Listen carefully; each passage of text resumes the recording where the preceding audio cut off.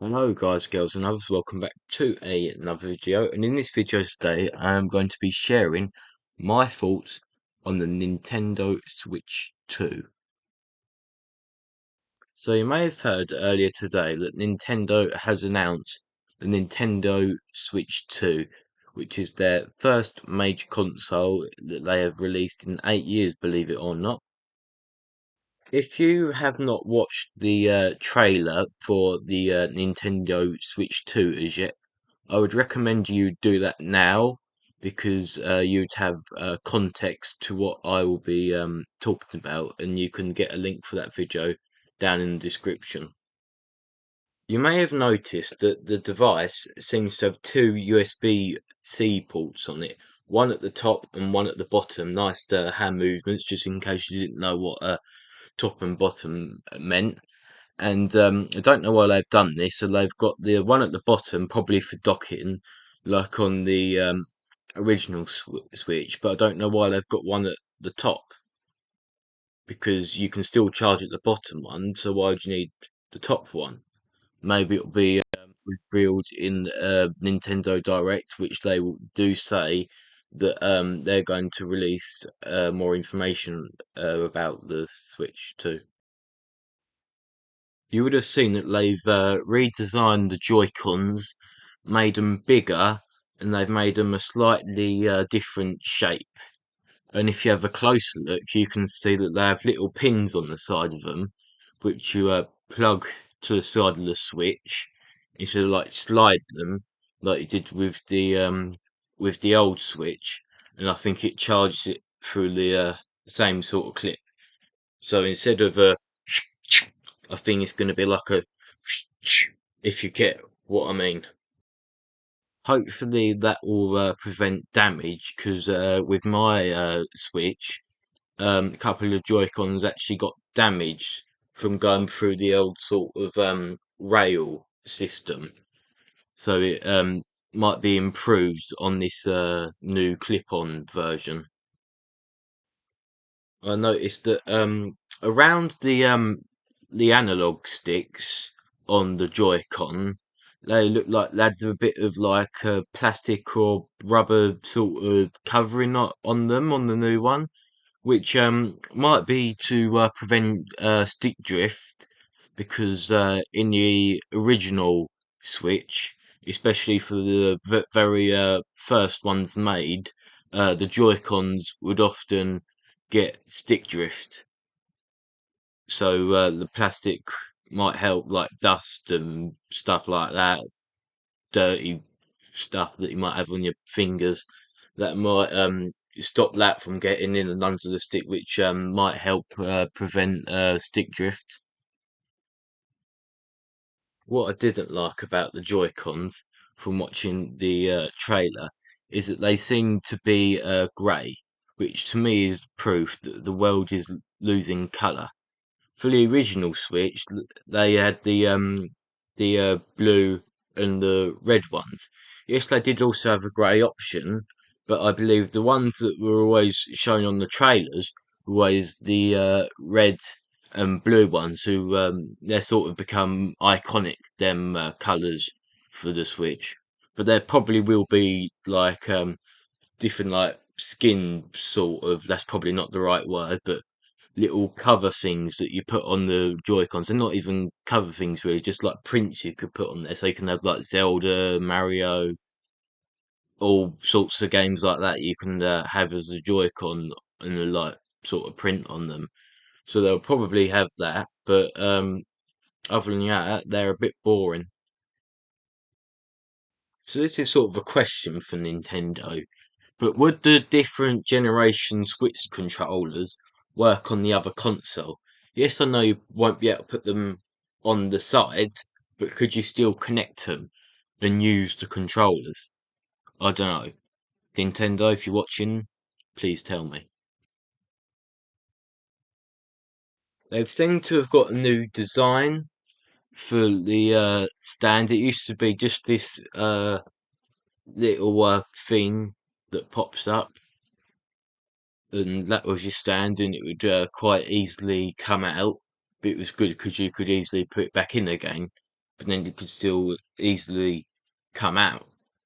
And there's only a tiny little thing that was on one side. But this thing is a proper thing that goes along the bottom of it. And I'm hoping that if it does come out, it's easily able to put back in, but not so easy to come out of place. So yeah, probably my favourite thing about the Switch 2 is that it's backwards compatible with the original Nintendo Switch games. So you can still play all of your old games from the Switch, and you can probably still sync all the progress. You can put that on your new Switch, your new second generation Switch 2, and the game should still work, which I think is good because I love backwards compatibility. To add on about the stand, it's got little bits at the bottom of it which are like feet. So when you have the stand on, it doesn't damage the console, which is a good thing. And it also looks like the stand itself can be moved at quite an angle, which is good, especially if it don't break, obviously. There's also this new button on the Joy-Cons below the home button, which I think it has been officially released, that is for this kind of chat room feature.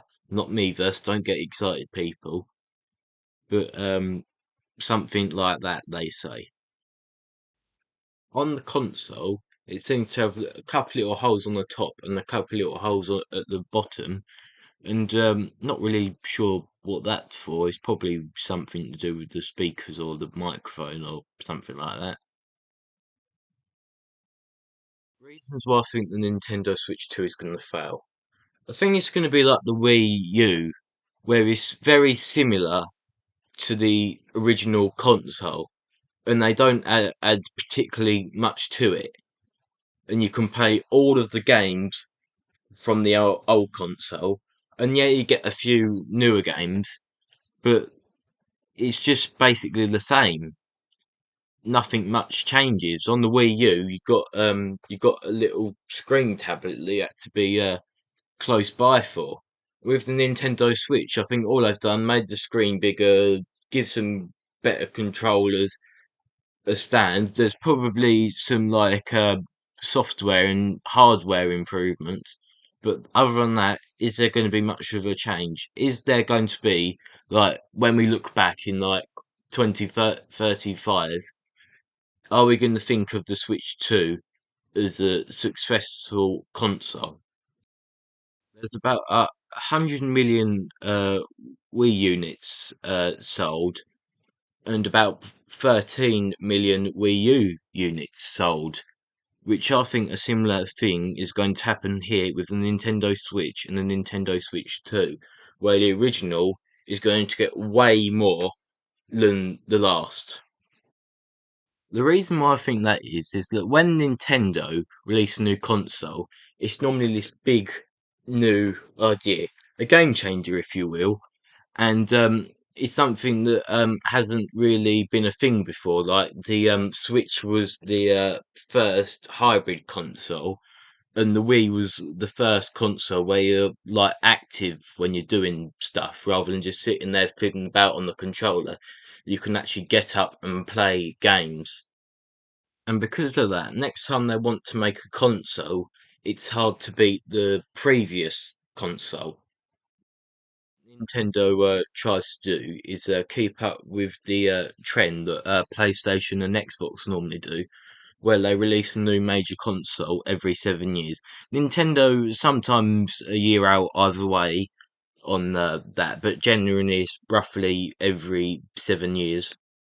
So it's kind of hard for Nintendo to be a last generation's console because they're so good and they don't die out after 7 years or so.